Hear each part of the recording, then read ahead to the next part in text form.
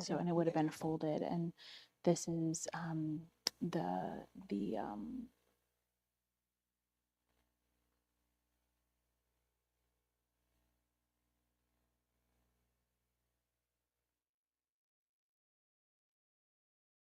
we shall get started.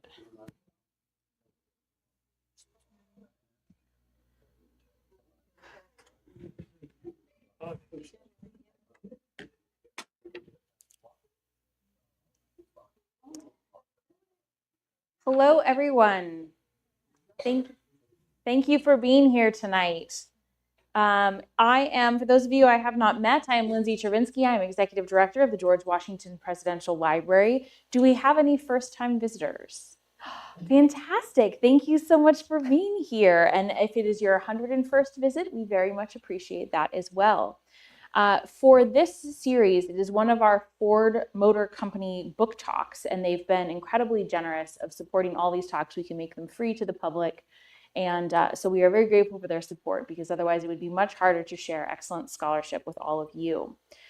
I want to share a couple of programs that we have coming up. Hopefully it'll be your second visit to the library if you enjoy this evening.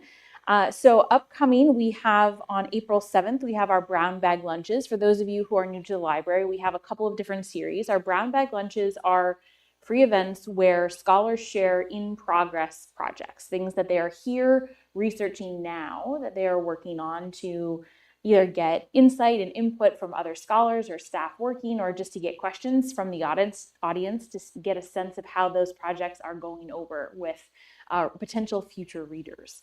So on April 7th, we have a brown bag lunch with one of our research fellows, Cole Jones, who will be presenting on his topic, which is called the Tory Rising. On April 10th, we have a special lunch at the library, so also a lunchtime event. This time we have lunch being served. And experts at the Washington Library, Caroline Sharp, who is our special collections librarian, and Dr. Alla Montgomery, who is the head of the Center for Digital History, are going to give an in-depth look at a series of books that were actually owned by George Washington. And they are very special volumes because they are, the author who wrote them, this book was published, the set of volumes was published in 1789, so Washington's first year of the presidency. It was the first published history of the American Revolution, and the author did research here in Washington's papers to write the book. We have and they will be on display Washington's actual copies with his signature and his book plate, and they are incredible because they actually have folding maps that unfold that show Revolutionary War battles, and it's really hard to find one of these copies with the maps actually intact. We then have our next two Michelle Smith lectures, and that is on April 29th with Rick Atkinson and May 29th with General Stanley McChrystal. So tickets are going fast for that. There's only a few seats left, so be sure to grab those if you are looking forward to their books as we are. Two sort of logistical announcements before I introduce tonight's speaker. One, we will be using our QR code system for questions and answers. So when we go sit up on the platform, a QR code will go up behind us. And if you take out your phone, for those of you who are unfamiliar with how that works, you just use your camera app and it will pull up a website, and you can enter a question throughout the evening, and that way you won't forget it and can be a part of the conversation with us, because we do really like to include audience questions. It's very important that we address the things you want to know more about. The second logistical snafu is that, well, I guess the first wasn't a snafu, but a logistical snafu is that there was a bit of a printing problem, and so we don't actually have copies of the book available tonight. However, we do have order forms, and you will receive a discount on the book, and we will ship it directly to you, so you can still buy your copy with your discount at the event, and the author will be signing book plates that you can put in the book. So we just have to practice a little bit of delayed gratification, but hopefully we'll produce the same final product. So with that in mind, tonight's speaker is William Haldeman, who is a Vice Chancellor and Chief Strategy Officer at the University of Pittsburgh. He partners with the University of Pittsburgh leadership and stakeholders to develop and propel strategies that elevate growth and impact, including through the Plan for Pitt 2028, which is the university's strategic plan. Prior to his time there, he served in a number of higher education institutions, as well as high-level government offices. He worked at the White House Domestic Policy Council, the 7th floor of the U.S. State Department, and as a member of a governor's senior staff. He earned a PhD in history from American University and term membership on the Council of Foreign Relations. So please join me in welcoming William Haldeman.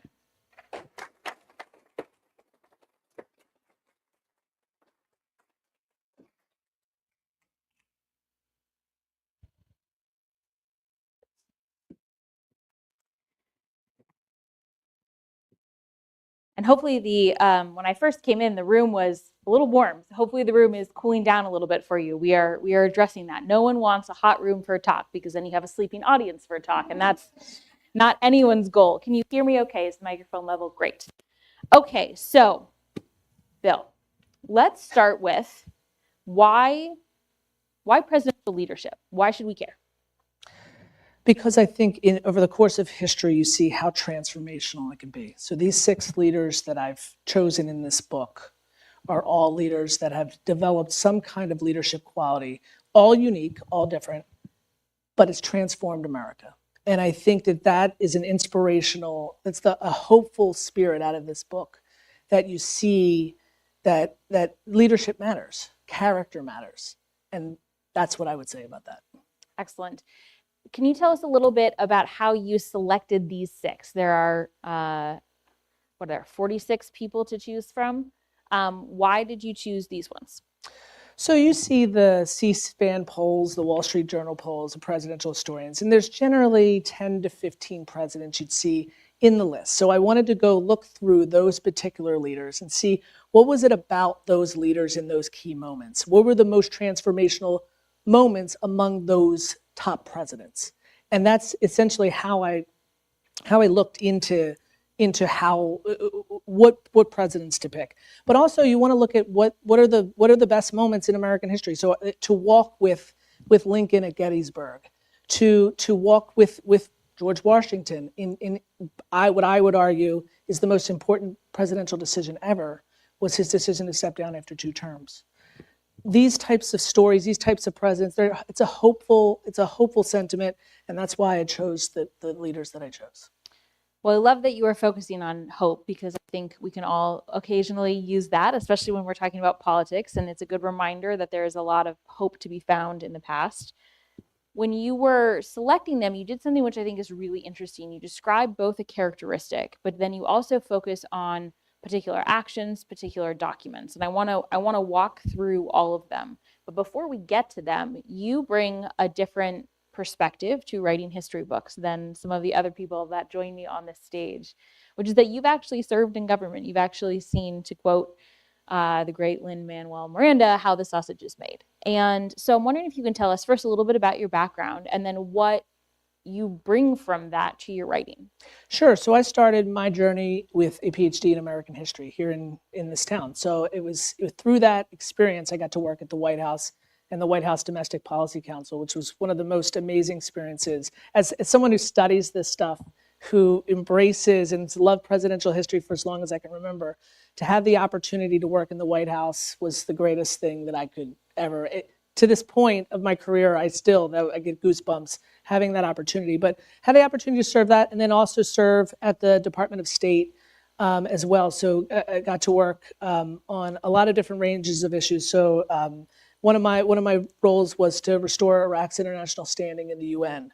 Really, one of those I wouldn't have put that on my bucket list, but one of those things I get to do. It was really, really amazing, and get to work with amazing people, from someone like Bill Burns, who was the CIA director. I got to spend a year. It was a master class in diplomacy and what that means. I got to work for the senior staff on a governor, of a state governor, and work through crisis and be in the room where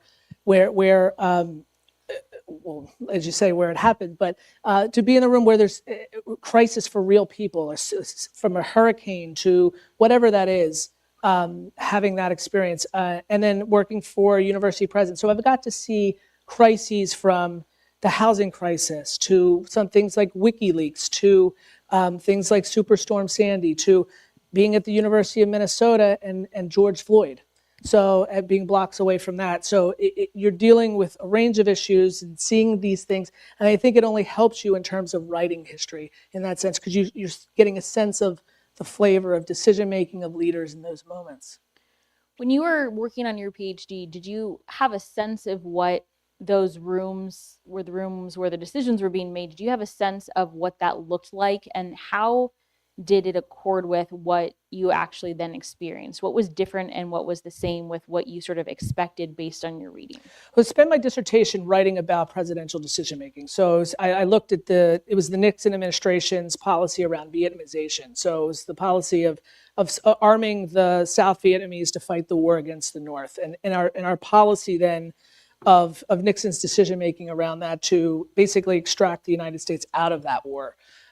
So looking at the NSC, looking at the State Department, looking at Henry Kissinger's documents, these things, I think it's invaluable to have that experience. But it also, when I went into government, it gave me a different lens on those experiences. So I was always looking for, where was Nixon's office where he did this? And he had a little corner office right off of the West Wing in the executive office building, or where this went. So I was always looking at it through a historical lens. So I think that from that perspective, having the historical lens going into government with that, I think was invaluable in that process. So that's what I would say in that regard. That's fantastic. I love that you talked about the role of physical space, because obviously we here at Mount Vernon believe in the importance of preserving the physical space and what it tells you as a living history site to get a better understanding of how someone lived and how the space maybe shaped their perspectives or shaped their existence. And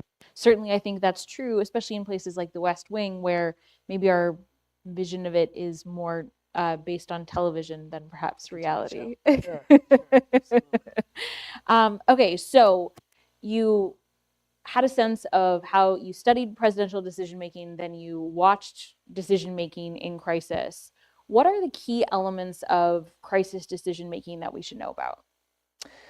I think it matters who the leader is, and I think in those environments, I think it's communication is everything that I found. I feel like how you communicate through a crisis, even with your own people, seeing that, I think about that through the lens of I worked for Governor Christie in New Jersey when he, during Superstorm Sandy. And I think his leadership through that was, there's something to be gleaned from that. He was someone that was very focused on what were the outcomes we were looking for. So in that regard, restoring electricity after that storm, getting gasoline into people's cars, and restoring and getting kids back into school. So those are the three things, to a sense of normalcy around that. So learning about those types of things, having those experiences, I think are important.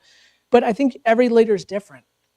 And I think from this perspective of this book, every one of these had a unique quality in their leadership moment. And the leaders that I've worked for have all exhibited different things. I've worked with a range of different men and women across the board. So I think it really, in terms of leadership, it really is the leader and the circumstance, and that's what I've experienced.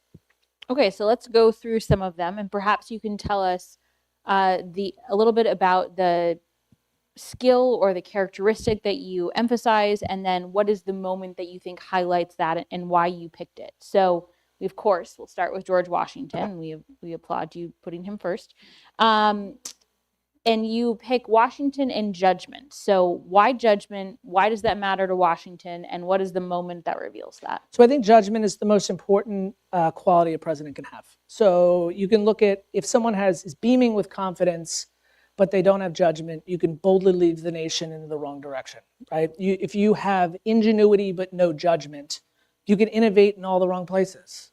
If you have great dedication and no judgment, you can rise with the sun and do all the wrong things after. So for me, it begins and ends with judgment. And with Washington, I feel like it's for him, it was, he didn't get all the right calls at the right times, or not at the right times, but he didn't make the right decisions at all times, but he got the big decisions right. Like I think about it, I've been studying a little bit about the 1776, the Washington crossings. I grew up not too far from there. And I think about we were at the lowest point in American history at that moment, the 2 weeks before the crossing. And it was his pulling up the bootstraps and getting it done. He saved independence. You think about that experience. You look at him in terms of handing over a sword to Congress in 1783, and handing that. Thomas Fleming said it's the most important moment in American history. Historian Thomas Fleming. And then I would argue that the most important presidential decision in American history is his decision to step down after 2 terms. And that, to me, exemplifies his judgment. I think that the fact that has lasted really up until FDR, the 22nd Amendment, and we've seen how fragile the transfer of power can be, how important that is. To me, there's no other important decision than that. And I think that judgment that he showed is something that he exemplified across his life. He learned by doing. He learned from his experiences. He wasn't classically educated like John Adams or Thomas Jefferson. He basically had a grade school education. He learned by doing. He learned from experiences. And I think that's, to me, if you want to glean something out of Washington, it's that incredible learning from experience. So one of the things Dr. Stravinsky and I had talked about earlier is this idea around what is judgment. So when I was writing this book, you can look at Webster's dictionary and you kind of know good judgment, you know bad judgment when you see it. But I mentioned to her that there's a great quote out of the speech that John Kennedy gave on January 9th, 1961. And it was 11 days before he became president. It's called the City Upon the Hill speech. It's a terrific speech, 900 words. I recommend just look up the Kennedy Library and see it. But he had a definition of judgment that I think exemplifies what that means in a president, but also what that means for Washington. And he said, it was the perceptive nature of the future as well as the past, of our own mistakes and the mistakes of others. So Washington was looking towards the future. Everything, your book talks about this, the precedents that he left for Adams. He was thinking about the future, but he learned from the past. He learned from other people's mistakes, from Horatio Gates to Charles Lee during the 1776 campaign, the insubordination. But then Kennedy's quote finishes, with enough wisdom to know what we don't know and enough candor to admit it. And I think the thing about Washington is when he built his cabinet, he had people that were smarter than him in the areas that maybe he wasn't. And I think that he built around that and he learned from those mistakes. And I think that was it's a special definition of what judgment is. It is. I love that definition. I said so earlier, but there's so many threads that I could pull on about Washington in particular from that answer. You know, the concept of, you said he got the big decisions right, but I think in part of his judgment is knowing what were the big decisions, like what's the small stuff that you don't have to sweat, what are the big things that are really important. Knowing, having the humility to not know what's coming down the road is, I think Kennedy has a nicer way than Rumsfeld of saying the unknown unknowns. Mm-hmm. So Kennedy's is a little bit more rhetorically high flying. And as you said, I think one of Washington's greatest strengths is knowing what he didn't know and surrounding himself with people who had a better shot of doing that. And that was his decision-making model. I'm nerding out here with this in the sense of this is what I studied. But you're in very good company. I love decision-making. So he had the hub and spoke approach to decision-making, right? So he was at the center, but he had the spokes of Jefferson and Adams and Hamilton.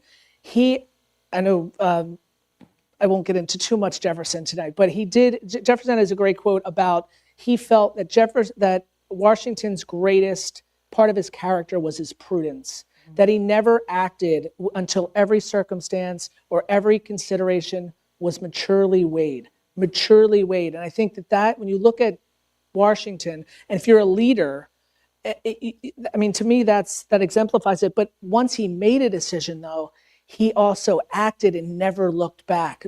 John Marshall, the great Chief Justice, said that he was seldom ever stirred out of that decision.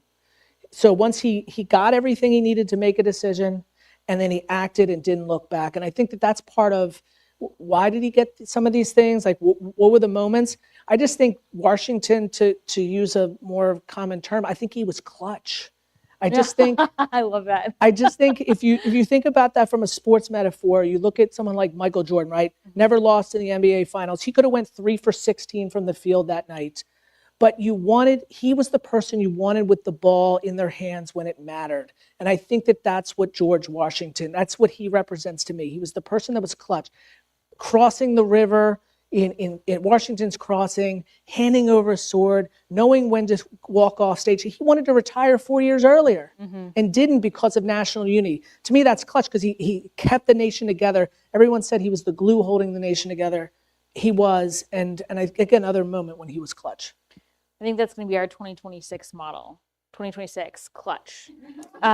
It's great. I will send it to marketing. They'll be thrilled. No, but I think it brings. It's sometimes hard for us to, when we're discussing Washington, help people today understand his unique significance and his unique position, because we do not have that type of reverence for any political characters in our world. And so the sports metaphor is really helpful because it's something that is a little bit more accessible. Now, despite my joking about him earlier, we are going to talk about Thomas Jefferson because he was part of Washington's cabinet and part of his good decision making, but he is your second person. And I like the way that you phrase his contribution because it's not how people usually describe Jefferson. Usually they talk about his rhetoric, they talk about his writing, they talk about his creation of the Democratic Republican Party, they talk about his conflicts between his virtues and his practices, but you describe him and the characteristic you use is ingenuity. So why ingenuity? Well, certainly we recognize Jefferson as a Renaissance man in that sense. He one of the most learned of the founders. But in this case, it was his ingenuity around the Louisiana Purchase.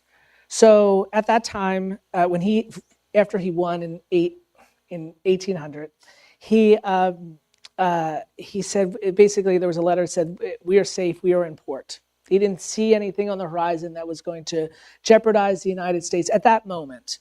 But he didn't realize that Napoleon had cut a deal with Spain to gain really the control of the Louisiana territory, to gain access to the port of New Orleans and have control of the Mississippi, which for the South was everything. It was everything. James Madison called it the Hudson, the Delaware, and the Potomac, and all the navigable rivers of the Atlantic states rolled into one. Half of the produce of the Louisiana territory went through the port of New Orleans.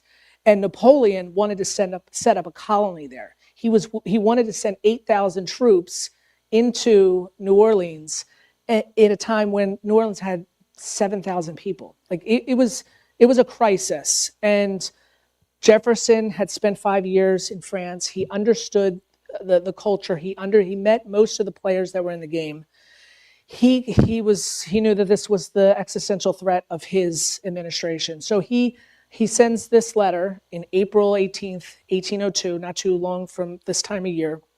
He's in his office in the White House, which is now the state dining room where John Adams has carved into the mantle and the picture of Lincoln. But this was where he would spend 12, 13, 14 hours a day doing his work at his desk. He was there by himself and he did his work. He wrote this letter to his minister to France, Robert Livingston.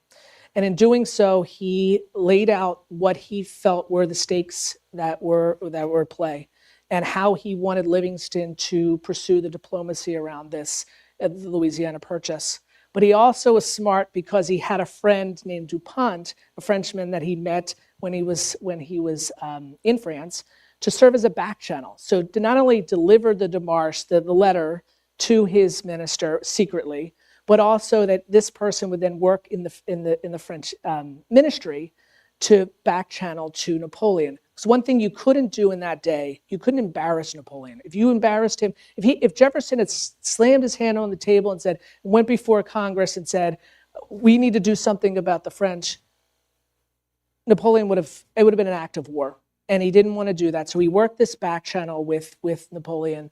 And long story short in terms of this, but A lot of serendipity, but a lot of work. Sending James Monroe in to support Robert Livingston about a year into the process helped show some of the urgency in the matter. But at the end of the day, the Louisiana Purchase stands as we are a continental nation because of Jefferson and his decision making around that. And 15, so the haul around that was a part or whole of 15 states became part of the Louisiana Territory. And we no longer had the French to worry about in our backyard. It was tremendous for the time, tremendous for American growth. And then I'll mention also that we can get into, well, I'll save it for Theodore Roosevelt. Well, I think what also, fits, it's a later letter, but in terms of the ingenuity, there was real questions about whether or not this was something that could be done. Can you add a ton of territory to the United States? It's not explicitly in the Constitution. And Jefferson initially thought that they maybe needed a constitutional amendment. And some of the members of the cabinet said, I don't think that's a good idea. We don't want to add obstacles in the way of this unbelievable diplomatic coup. And he had the good sense to be creative and willing to be flexible when it was in the nation's best interest. Yeah, there was a deadline on that. He had until November to cut a deal. That Napoleon, there was word from Monroe and from Livingston that first off, that Napoleon's own family didn't want him to cut this deal. Napoleon cut this deal, and there was a sense that maybe he was going back on it. So there was an urgency for Jefferson to get this done. He certainly expanded presidential authority around this. You certainly see that, but he made it a treaty on national security grounds based on the threat that France posed to the United States. He got it through on strictly party basis. The 7 Federalists that were left they voted against it, but it was 24-7 was the final vote, and he got it through. And I think he made the right call. Yes, I think most people, in retrospect, think that he made the right call, and it was certainly a creative one.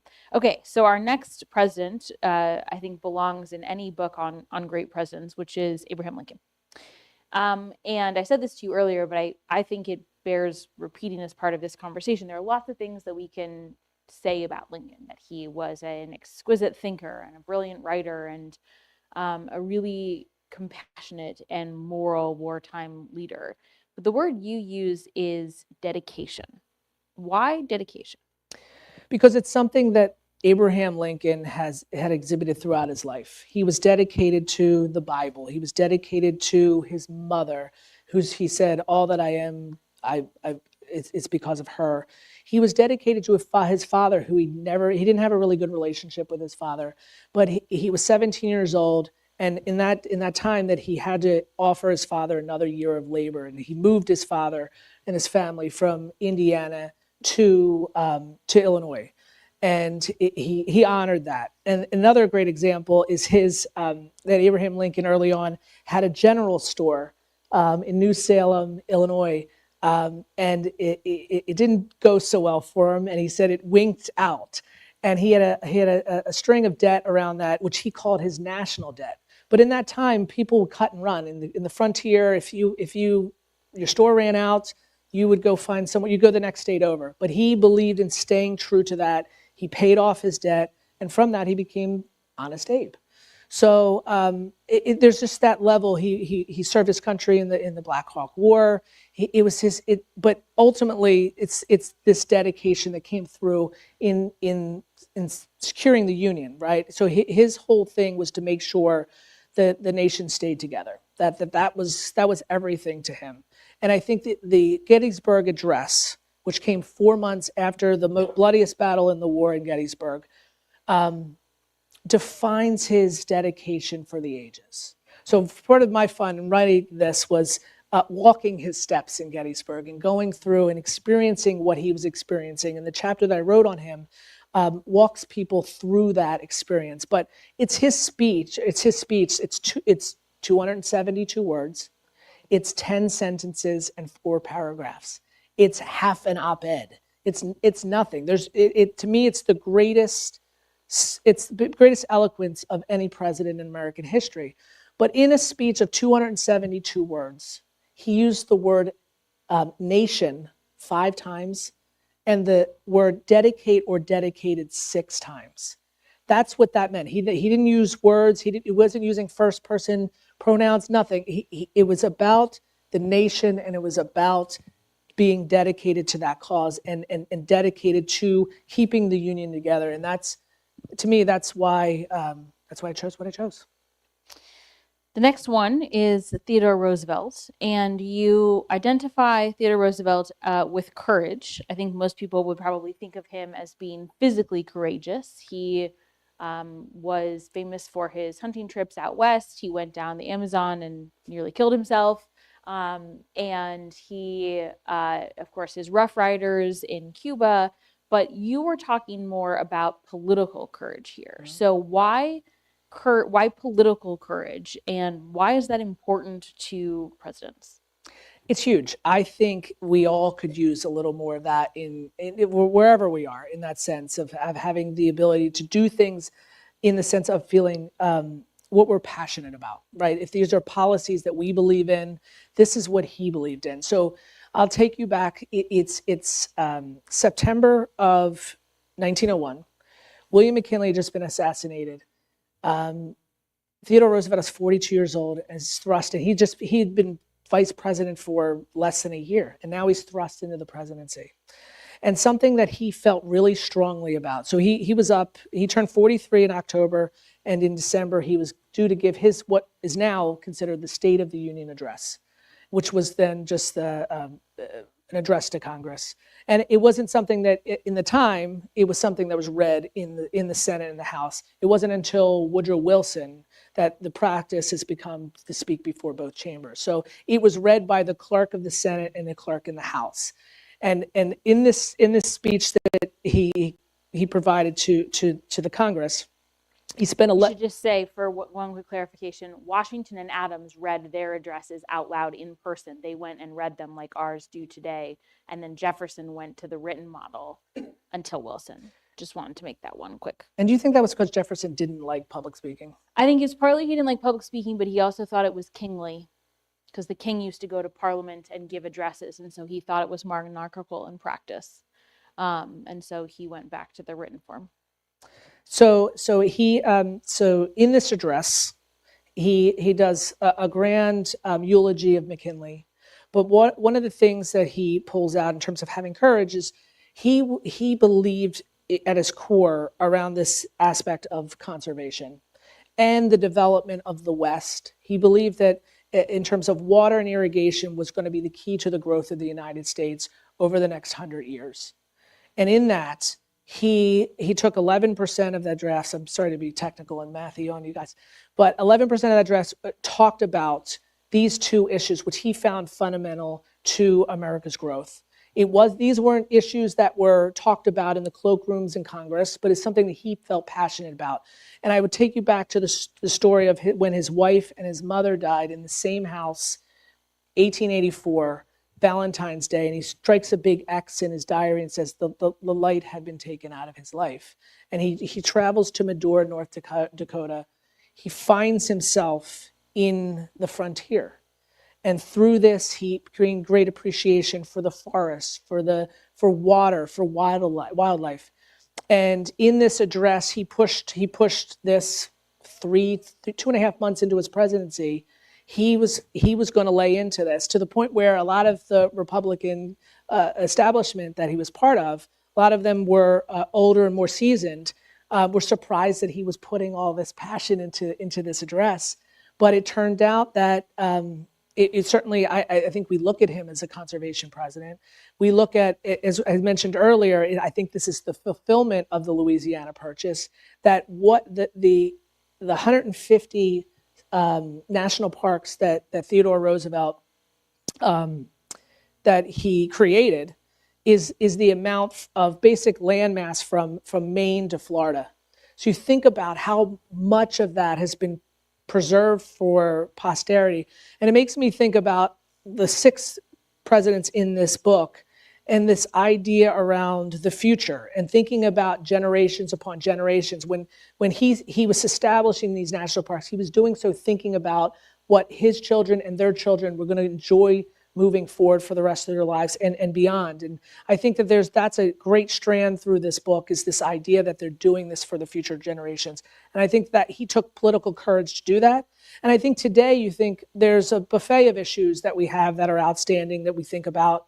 And we want our leaders, we want our presidents to have passionate attachments to certain things, to where it's meaningful and move the nation and be transformational. I think that's a great example from Theodore Roosevelt in doing that.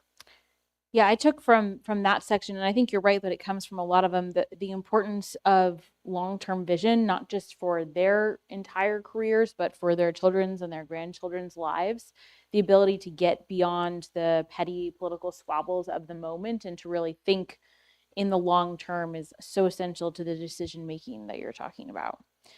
Okay, before we do our last two, just a reminder for the QR codes to be entering your questions so that we can, when I pull out the iPad, we can include you.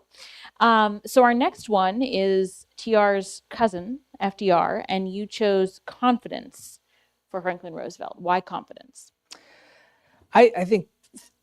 I think Franklin Roosevelt may have been the most confident president we've ever had. And it's interesting that it goes back to the Hudson. He says, all that I am goes back to the Hudson. And it was his mother that instilled in him this idea that anything was possible, that if he wanted to be president, he wanted to be anything, it was possible.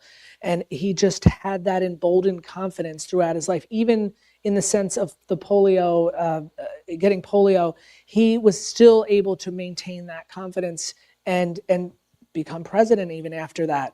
But in the moment that I chose around this, I mean, there's many moments you could pick around FDR, right? You could pick anything, a lot of things in World War II, but the banking crisis in 1933 is, to me, without that, who knows? We were on the brink. Who knows what would have happened to America at that moment? But for him, the confidence that he showed in that moment, I think it exemplifies who he is. So he comes in, Herbert Hoover, it's 1933, Herbert Hoover had 4 years of dealing, or 3.5 years of dealing with the Great Depression. GDP was down 30%. Stock market was down 33%. 1 in 4 people were out of work completely. People were literally working hours for pennies. You saw the suicide rate was up, birth rate was down, foreclosures across the heartland. It was devastating. So FDR comes into power, and in his first weeks, basically puts forward a number of regulatory reforms and things in place, gets Congress to come with him. But the thing about, the amazing thing about this story is the fact that he came into office and he really didn't have a plan. He was making it up as he went. That first week, the Hoover people ended up staying for a sense of patriotism in support of whatever was going to happen. And it was almost it's not like a startup company in the sense of you're just throwing things against the wall and hoping it sticks. And what he did worked, but it got to the point about 9 days after he had done some things. He had shut down all of the banks in the nation, and he wanted to go before the nation on radio. And that was at that time there was the proliferation of radio. It was the means to communicate. And he goes on the radio in as I said, 8 days after this, and with his warm Hudson Valley tone, gave the nation confidence that it was going to be okay. He talked he explained banking policy in a way that people from Poughkeepsie to Portland would understand. He reassured the nation, that gave them confidence in a way that Hoover could not in terms of a communication way. But it's amazing that confidence came even though he didn't have a plan. And I think and eventually it worked out that the 3/4 of the banks reopened. 2/3 of the wealth that was taken out of the banks. A lot of people were hoarding their money, putting it under their mattresses. There was bank runs. But by his confidence, gave them confidence to return money to the banks. The banking system was restored, and the rest is history. But at the time, I mean, if you talk about being at the brink, we were certainly at the brink. Absolutely. You described him, you chose confidence, but I think that there is one other word that you could have used, and that was communication. That was something that you've hit on with with Lincoln, with Theodore Roosevelt, with FDR, and our next one, our last one, is really known as the great communicator. But you don't say communication; you say something else. So, what do you use for Reagan, and why? So optimism. So Ronald Reagan, he was a boy growing up. His mother was an optimistic soul. His father was an alcoholic. It was really difficult on Ronald Reagan growing up. He was a son of the Depression, so he came of age in 1928. He graduated high school. He ended up following his girlfriend to college. He went and talked to the president of the university and got in. So it was this optimistic spirit of just seemed to follow him wherever he was going. It seemed to work. And so when we talk about the optimism of Ronald Reagan, I look at his Berlin Wall speech. And the issue for him that he confronted was the Soviet Union, was the Cold War. That was the biggest issue of the second half of the 20th century. And for him, I'll step back and go into the assassination attempt on him, because he believed from that God had saved him so that he could do this work and end the Soviet Union and come to a better place in the world and end the Cold War. And in that spirit, that became in 1987, June of 1987, he's asked to give a speech in Berlin at the 750th anniversary of the city. And he knew that this was going to be the speech of the Cold War. He had been to Berlin a few times. He saw the Berlin Wall, thought it was abysmal, and so he has this meeting in the Oval Office. It's May 18th, 1987, and he has his speechwriters. It's a stormy day in D.C., and his speechwriter Peter Robinson asked him. He said that the people on the other side of the wall, even all the way to Moscow, may hear this on the radio, may hear this speech. What do you want to tell them? What do you want to tell those people on the other side of the wall? And he said, I want that wall to come down. And then eventually it became, Mr. Gorbachev, tear down this wall, and the iconic phrasing with the flags waving. But to me, I think it resonated. Those are 4 words, or they're optimistic words, because it gave hope to the other people on the other side of the wall. That the President of the United States was telling all of those people behind the Iron Curtain that the wall could come down. And 29 months later, the wall came down. Whenever I give a talk about the presidents and I'm going beyond the 18th century, I'm always so excited because there's video that you can use as a source and you can share it in your presentation, which we don't have with Washington.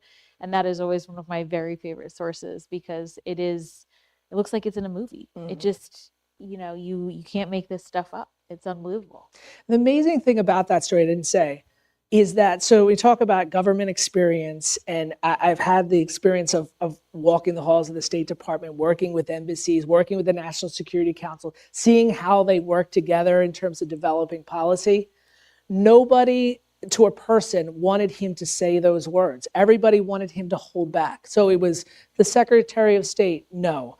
Colin Powell got into he was the Deputy National Security Advisor at the time, got into an argument with Reagan's speechwriter over it. They were doing last-minute Hail Marys, demarche cables, up until Reagan was about to get out of the car to give the speech. No one wanted to provoke Gorbachev at that time. They didn't. They felt like at 1987, we're still in the middle of the Cold War. There was talk of glasnost. There was talk of openness, but it still was the Cold War. And Reagan said, no, he said in terms of the personal diplomacy, the bridging that last 3 feet, as Edward R. Murrow talks about, what's so important in diplomacy, is that he looked at Gorbachev in the eye at Reykjavik and Geneva and said he felt like he had a partner. He felt like he wasn't provoking him. He felt like this was, he was being optimistic about tearing down the wall, that history was going in that direction, and he was just pushing it in that direction. But it was amazing that not one person really from his foreign policy establishment wanted him to do it, but he decided, no, I'm doing this. He felt that. I didn't know that. That's such a great story because it does, of course, presidents have staffs and they have speechwriters, and oftentimes things are group decisions or group projects, but there's one last person who's saying the words and they have the final say. Okay, we have some great questions here, including one that was going to be my penultimate question. So Constance also wants to know if you had included a seventh president, Yes. who would it have Good been, one. and what characteristic would you have identified? I'll answer that if I could ask you a question. Yes, go for it. I will do my follow-up. Really challenging. I probably would go with someone like Harry Truman and his decisiveness, or I really would like to do something with Eisenhower as well. I think those two are really great, but it's what quality was transformative to America. And I think Truman's decisiveness, his first cabinet meeting, FDR passes away in April of 1945. His first cabinet meeting goes in. These are all FDR's people. And he says to the cabinet, the buck stops here. Decision's mine. Mm-hmm. Decision is mine, whatever happens. And I think he made so many consequential decisions that I think I probably would lean towards Harry Truman. But I struggled with John Adams so much around this. And I think about him being transformational. I think when you look at the presidency and the precedents that he set in terms of the continuity of that office, transformational, right? Mm-hmm. I think about France and him keeping us out of war, which was critically important. I'll ask you, what do you think his defining quality is to meet his moment? Do you think it's dedication? What do you think? Well, I'm going to filibuster while I think of the answer to what I would want to say. But I think Eisenhower is also I think Eisenhower's steadiness would have been, I think he's very much underappreciated. And I'll steal that from you so you can think about that. And you think about the steadiness of D-Day. You think about if you want to, the through line in this book is that this quality comes out in this moment. It isn't something that percolates up. It's something they've been cultivating across their life.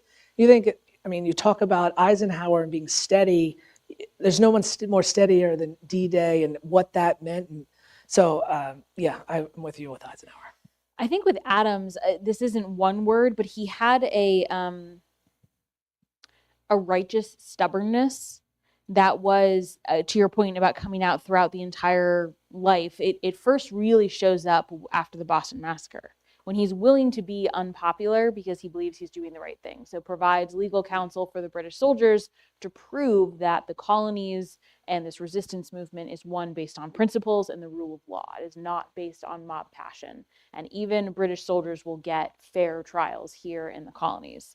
And then it comes up again in his presidency because he's willing to split with his own party to do what he thinks is right, to pursue peace with France. He is willing to walk away from the White House after he loses, which again, to your point, age of Napoleon. People don't typically walk away when they lose at the end of the 18th century. So I think like a righteous stubbornness. I don't know exactly if you could smoosh that into one word, but that's what I would pick.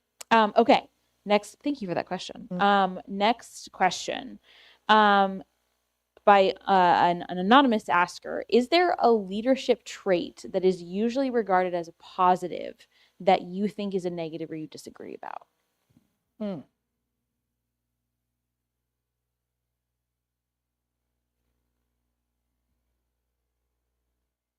Well, if you're talking judgment and it's bad judgment, I think there's, but not in the sense of this book. I think the sense of these qualities are intended to show, that there's not one quality that makes leadership. It's multiple. I mean, there's only 6 leaders in this book, but you said there's 40 more presidents.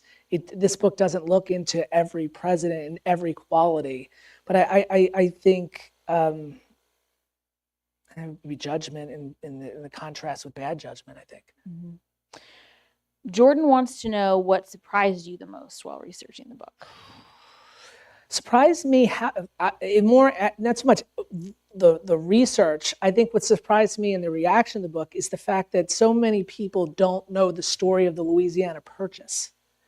And what actually happened and how that came about and how that was the serendipity of that, but also Jefferson's ingenuity around it. There's so many things that happened. One of the things I didn't even mention was there was a serendipity around the Santo Domingo that Jefferson had called on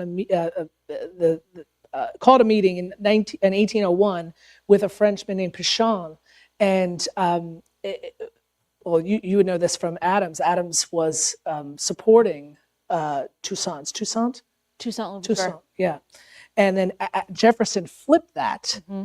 And basically gave the French recourse to go in and try to take over, and that ended up being a tragic flaw in the sense of for France, and probably, and that led to Napoleon in many ways turning over the territory to the United States. So just serendipity of certain things, I think.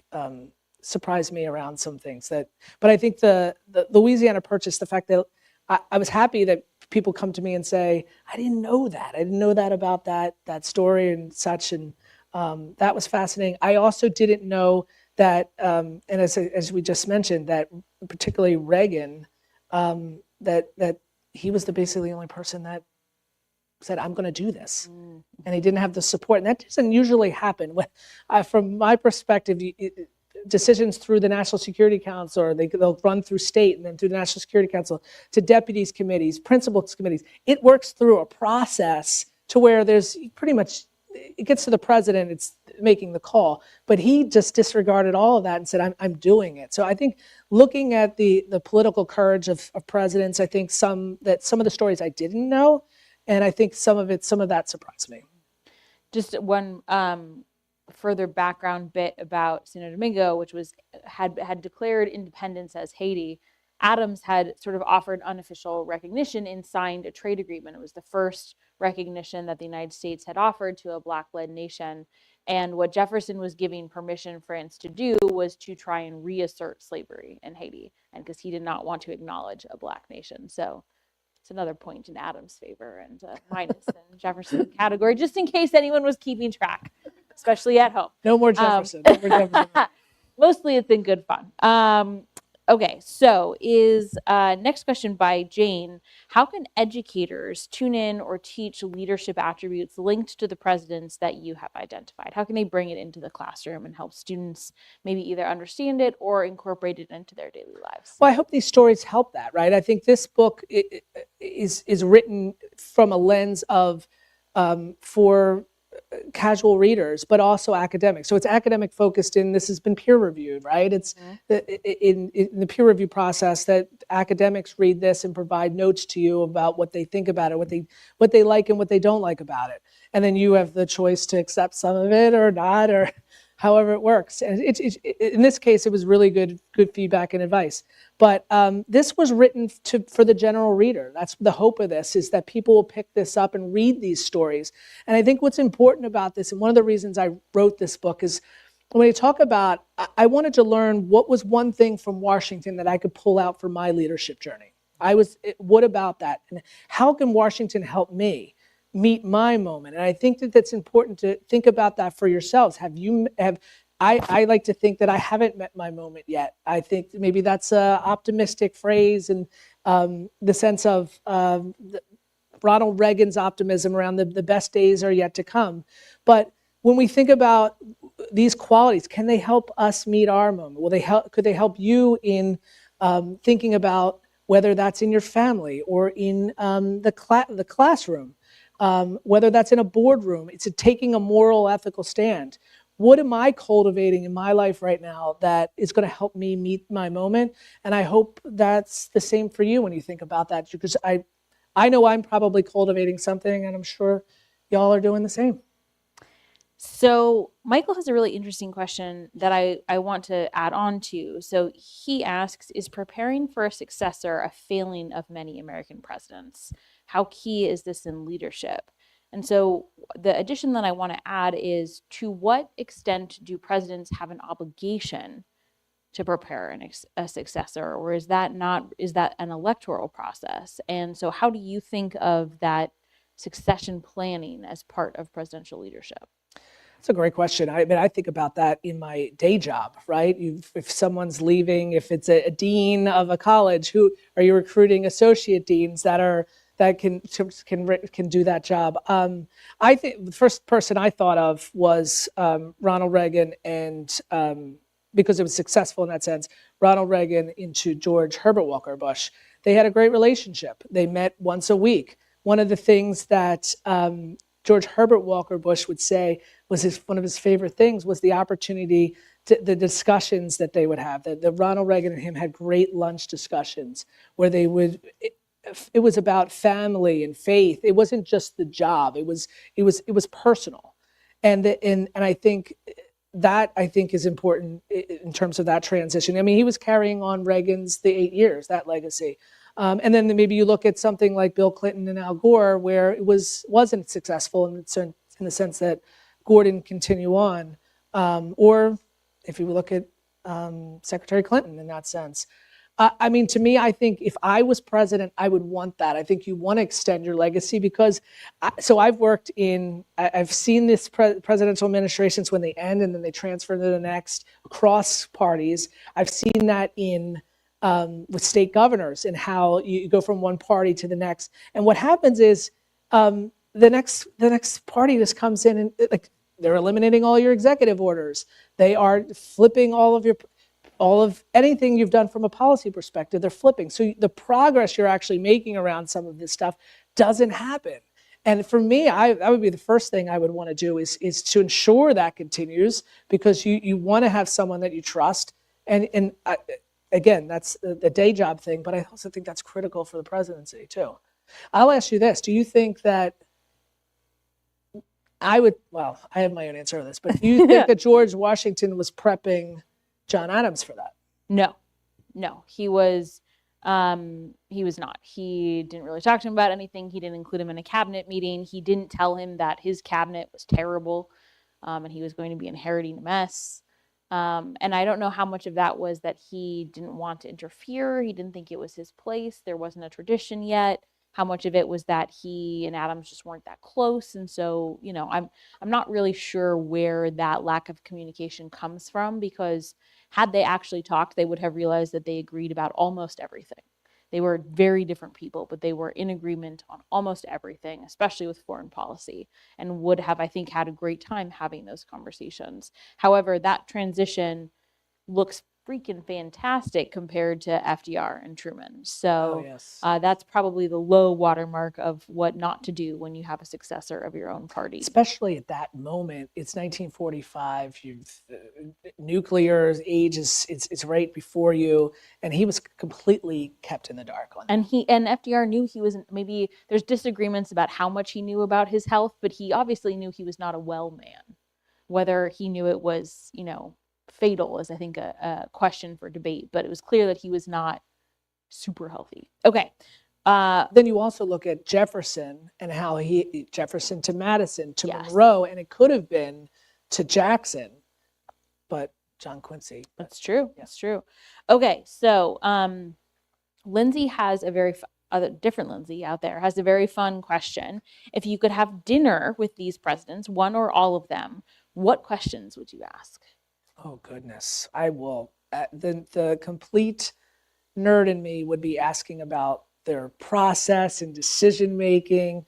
But I think all of them, I just love their stories. They're all great storytellers. I can't think of one that's not a great storyteller in the bunch. Thomas Jefferson, in terms of John Quincy Adams said of Thomas Jefferson that you couldn't be in that person's company without just the fondest stories. Abraham Lincoln was. He also usually said that Jefferson was making them up, but they were very good stories. Well, still interesting. But Abraham Lincoln, he was a storyteller. I think that's the storytelling. I would just want them to tell stories. Theodore Roosevelt was the bride at every wedding and the corpse at every funeral. That's the type of person you want to be around. And then Winston Churchill said of Franklin Roosevelt, it was like opening up champagne, and the iridescence and the liveliness of FDR. He would have 5:30, he would have called a children's hour up in his suite up in the second floor of the White House. I would just want to go back to the decision making, but I just want to hear them tell stories. I would love and just to note take all those stories. I think they'd be phenomenal. It would be. All right. So final question, if you're willing to share, what are you working on next? So I've been spending a lot of time with George Washington in this idea around the brink, this idea around Washington's crossing, where that was such a pivotal moment. But I think that that these leaders are hitting these moments, and I think that there's a sense that in this there's something more out there. We were chatting earlier a little bit about Abraham Lincoln. He was doing his train ride. He's doing a train tour to Washington on becoming president in 1961 or 1861. And in doing so, he stopped by the New Jersey State House. And he gave this really short speech, but he talked about what happened at Trenton. And it must have been something more that those men were fighting for, not just for their own families, but there was this idea of this unborn millions. And George Washington talks about this in his July 2nd, 1776, which is the day the Declaration of Independence was endorsed. Washington was in New York at Richmond Hill. It was a mansion in New York, but it was the headquarters for the Continental Army. But he talked about this idea around the unborn millions. I think that really exemplifies the revolution and what it was fought over, but I also think it exemplifies our best presidents at hopefully those transformational moments. Well, I hope you will come back and talk about that, because that sounds right up our alley, of course. Will you please all be sure to get a signed book plate and put in your book order, and join me in thanking Will Haldeman for his excellent book.